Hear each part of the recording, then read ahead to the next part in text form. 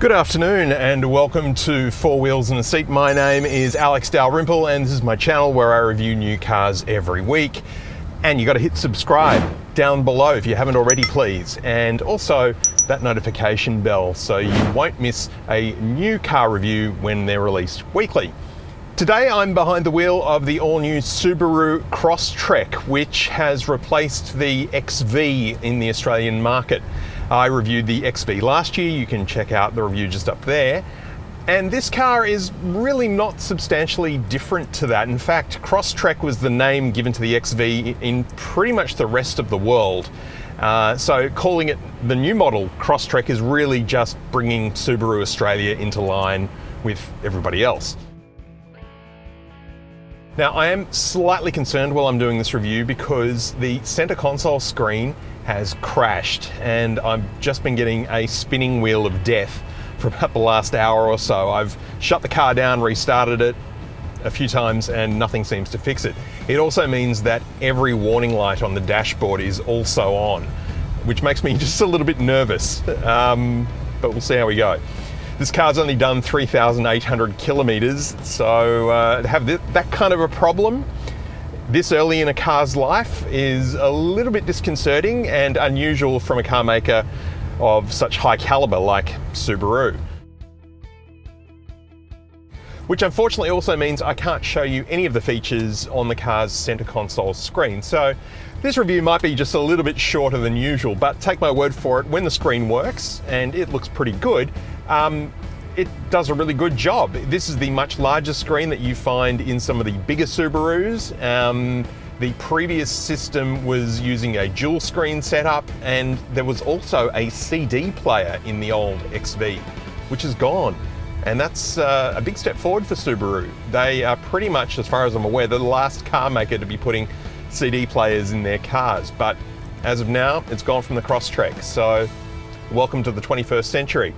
In place of the CD player, we get not only a much larger screen, but also wireless Apple CarPlay and wireless Android Auto.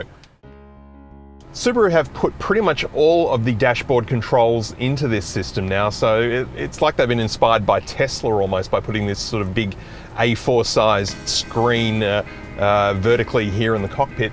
And that means that you can't do really a lot of things by touch. You've either got to pull over to the side of the road or take your eyes off the road, neither of which are really optimal ways of controlling the car. And there are some settings that just seem to be reset every time you get in the car. So if you want to have auto vehicle hold, for example, switched on, where the car will hold the brakes for you at a red light, you've got to go into the screen and manually turn that on with 2 or 3 steps. Same with the auto on-off for the engine. Same if you want to change drive modes as well. You've got to go 2 or 3 menus deep to do that, and it's just a little bit frustrating. The layout of the menus is pretty clean and straightforward, but it's just not the best way of doing things. From the outside, this car looks broadly similar to the car which it replaced, the old XV. They haven't really made any radical changes to the exterior of this car in this 3rd generation, which I think is a little bit of a shame, maybe a missed opportunity. Not that there's really anything wrong with Subaru's design language, but it is very distinctively a Subaru. It does sit on the same platform as before, which is the same platform that underpins just about every Subaru. Okay, feeling a little more confident now. All the warning lights have gone off on the dash, well, most of them anyway, and it says it's loading navigation, but I've still got spinning wheel of death. We'll see. So there are a few different specs available. This is a top spec S model, which means it gets some very nice 2-toned alloy wheels, and it rides up quite high. There's quite a bit of ground clearance, so you can do a bit of light off-roading in this car, and of course it is all-wheel drive, as are all of the Crosstreks, no matter which one you buy.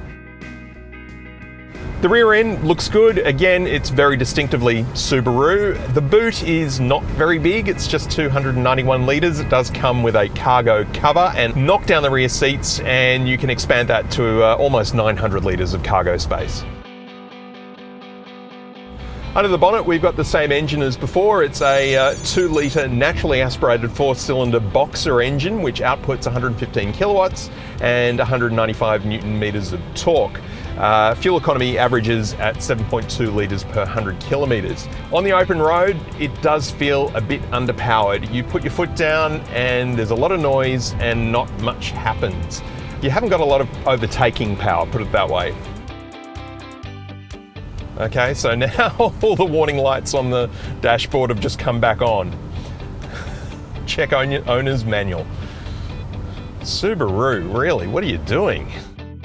The interior has been redesigned a little bit. It's nice and light and bright. Some fairly harsh materials on the dashboard, slightly softer ones up on top there. We've got some nice textured plastic that kind of looks a little bit carbon fibre-esque there as well. The seats are leather, they are perforated, they are heated in the front but not cooled.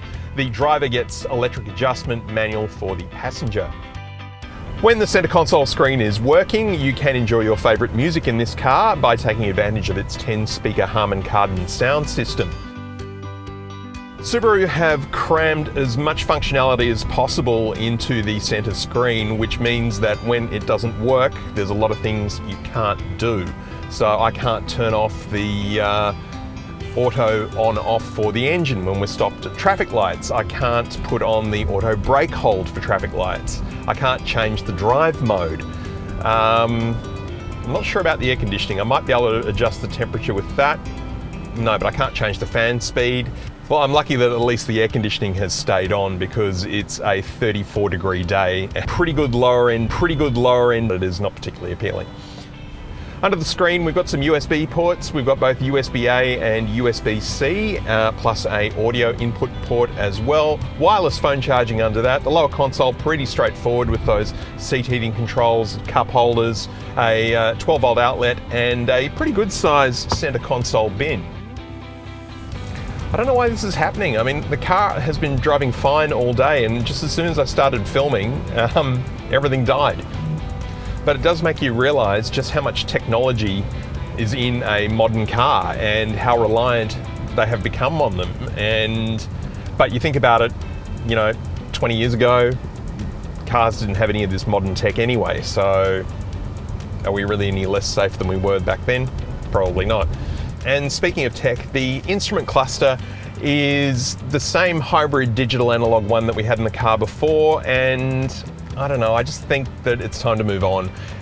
It just looks pretty old school now, having these two big analog dials with old school fuel and temperature gauges. We've got a small digital screen that when it works, you can rotate through a few different displays, but no maps or anything like that.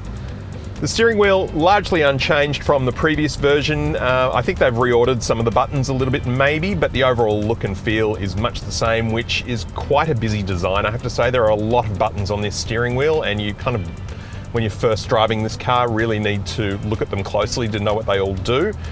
The steering wheel itself, it's got a leather wrap, whether that's real or not, I'm not entirely sure, but it's got some stitching and it actually feels pretty good. The seating position, being a Subaru, safety oriented of course, is really, really good. I've got good visibility out the front, excellent visibility through the rear vision mirror, and the wing mirrors are nice and large. There's blind spot monitoring in those, which thankfully is still working.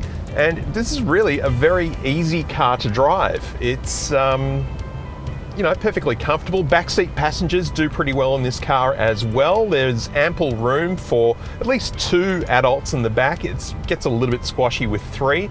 Also USB-A and USB-C ports back there as well, which will keep your kids happy on a road trip. And headroom for me anyway at 190 centimeters tall is pretty good. The Subaru Crosstrek ticks a lot of boxes. It is a really good, capable crossover SUV. When it works, it is packed full of really good technology. And look, it might be a little bit small maybe if your kids are sort of heading into teenage type years.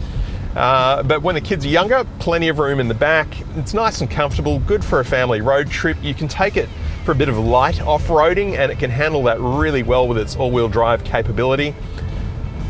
So if you're looking for a small, affordable family car that is quite good as a daily driver and could be great on holidays, this could be the 4 wheels in the seat for you.